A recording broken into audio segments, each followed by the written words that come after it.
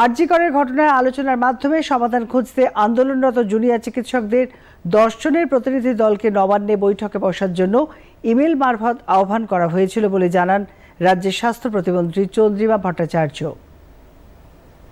6:10 email গেছে যে যদি কেউ আসতে চান 10 জন প্রতিনিধি তারা আসতে পারেন। 6:10 থেকে এখন 7:30 বাজে।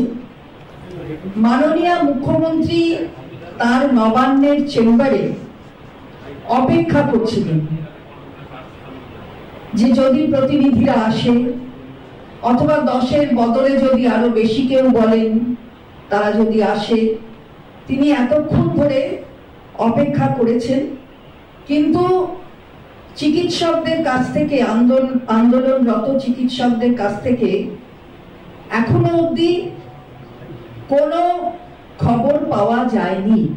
কারা আসবেন, কেউ আসতে চান কিনা, কোনো মাধ্যমেই কোনো খবর পাওয়া যায়নি। কোনো মেলের উত্তরেও কোনো মেল আসেনি।